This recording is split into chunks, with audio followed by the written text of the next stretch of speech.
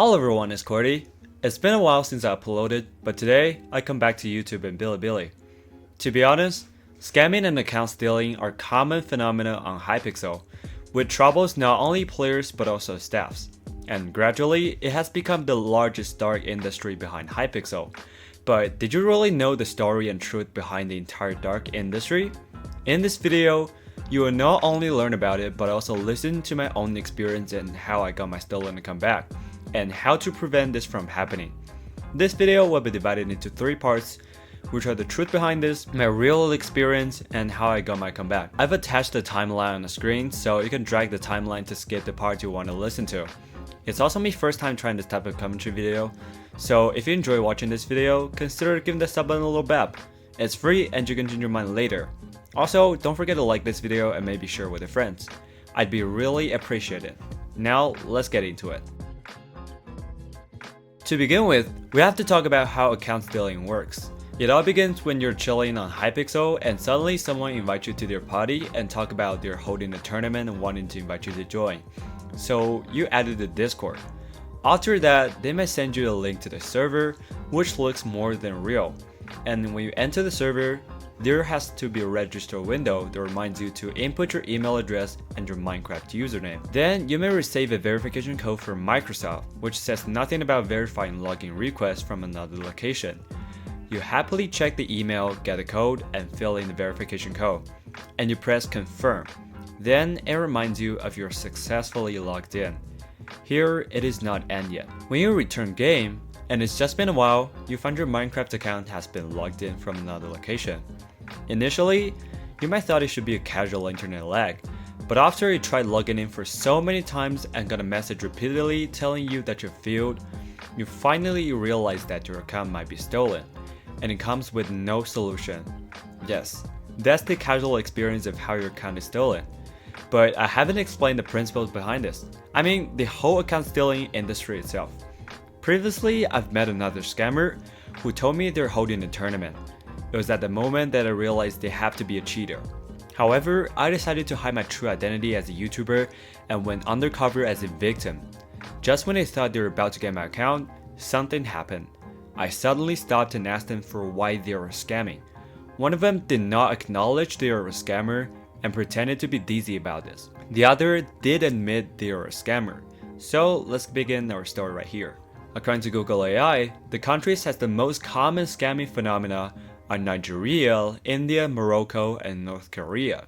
Considering North Korea rarely has connection with the outside world, the top 3 should be Nigeria, India, and Morocco. The scammer who stole my Minecraft account comes from Bangladesh, a country next to India.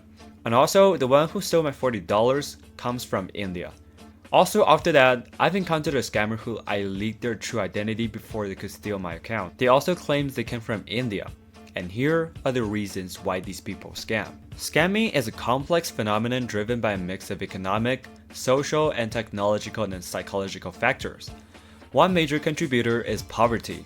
In many countries where economic opportunities are limited, some people turn to scams as a means of survival or quick profit, especially if they believe they had no other viable options. Lack of education also plays a role, as individuals may not fully understand the moral or legal consequences of scamming, or they may be more easily manipulated into becoming tools for scamming operations. Weak law enforcement and corruption further allows scammers to operate with little fear of being caught or punished.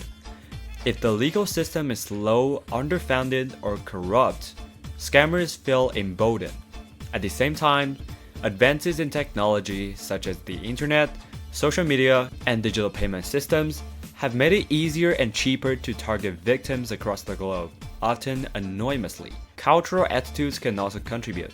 In some environments, scamming may not carry strong social stigma, especially if scammers are seen as smart for outwitting others, or if getting rich quickly is highly valued. Finally, the global inequality of wealth and access creates a large pool of victims. People who are either too trusting, ununiformed, or desperate enough to fall for scams. For example, India has a relative high scamming rate. How about making a comparison between India and China? China's economic reforms began in 1978, leading to massive industrialization, infrastructure growth, and poverty reduction. India started its major reforms only in 1991, so it had a later start in economic modernization. China has invested heavily in education, transportation, healthcare, and poverty alleviation programs in a coordinated top-down way. India has struggled more with inequality between states and rural underdevelopment. Although caste divisions in India have been legally abolished, they still affect access to education and opportunities in some areas. China has focused on basic literacy and compulsory education, achieving near universal literacy, while India has more major progress. But school dropout rates, quality of teachers, and regional differences still hold back millions of students. China's urban population is over 60% compared to India's around 35%. Urban areas often have better access to jobs, healthcare, and education. It is important to note that the phrase lower quality people is inappropriate and unfair. Quality should refer to living standards, health, and education, not to people themselves. India has produced world-class scientists, engineers, writers, and leaders. The challenges are structural, not due to the lack of intelligence or ability. In conclusion, India's lower progress in education and poverty reduction is due to later reforms, weaker infrastructure, and complex social issues. Not because Indian people are less capable. As for the other two countries, here Cordy should not explain in really detail, but it should be similar conditions too. Well, I don't mean anything bad to India, but to understand the principles behind scamming, I chose an obvious example to illustrate how it works. Regardless, no country officially admits or legalizes scamming as a legitimate behavior. Scamming, whether it's fraud, phishing, romance scams, or impersonation, is illegal under international law and in virtually every country's criminal code. In some countries, especially where corruption is high, law enforcement is weak, or governments are unstable, scammers may operate more freely with little punishment.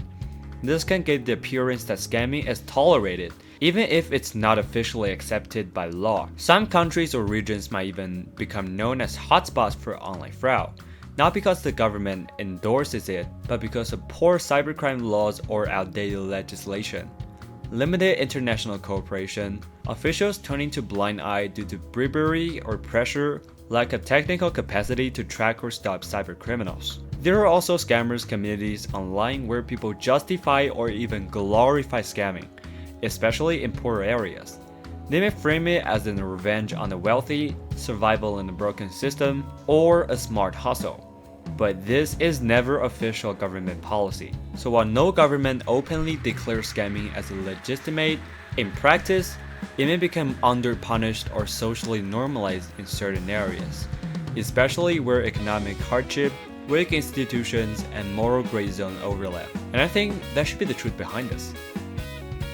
I could still remember it was a clear afternoon when I only had 4 days to return to school. I was about to have my dinner. Suddenly, one of my friends who I had never contacted with invited me to a party. The party host said there about to be a tournament which will help him win $150, and he needed to build a team for this. After we're done, we could split the bonus.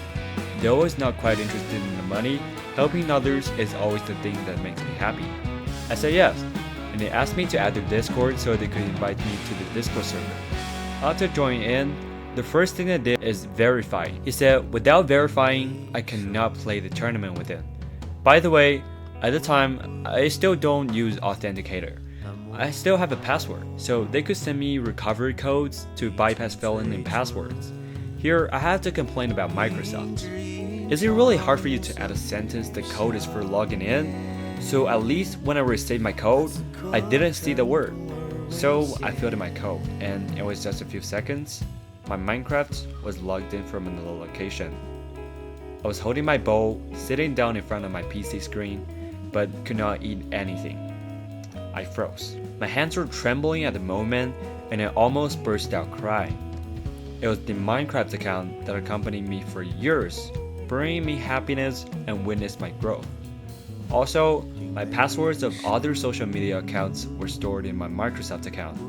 I realized I had to get it back. It's not much time since I need to return school in just a few days, so if I cannot catch up this chance, my account may be permanently stolen. I have to do something. No matter how hard I try, I have to get it back. I started to beg the scammer to give my account back to me. However, here they added the price. From the initial $25 to total $40, and here requires a little skill. So basically, whenever they try to raise their price, I would choose the medium one between his previous price and his current price. Gradually, he made a deal, promising to give my account back to me after I pay him $40. I was still kind of worried since he might steal both my money and my account, but I decided to risk paying to him. But here comes the issue. I don't have the payment he had, so we needed an exchanger to help us exchange money. Initially, he found an exchanger that had PayPal and asked me to pay to them with the selection friends and family. But China's PayPal banned this selection, which means I could only pay in the mode item purchase or stuff like that. But what's the difference? In friends and family mode, you cannot refund the money, but the other can. This got me into a tough situation. Neither can I pay with friends and family mode, nor they can receive the money, because if I refund, the exchanger loses their $80. So here the scammer finds another exchanger who is kind of insane in the later stories. They found a software called Binance, which was not available in China, but India. He found an online shopping website that sells Binance redeem code for $40, and this platform supports a Chinese payment, which I do have. They sent me the QR code and asked me to scan if I can pay the money, and the exchanger shall redeem the $40 and send it to the scammer, and the scammer shall give my account back. Here the interesting story begins. After redeeming the code, the exchanger asked the scammer to return my account back to me first, so he could send the scammer money.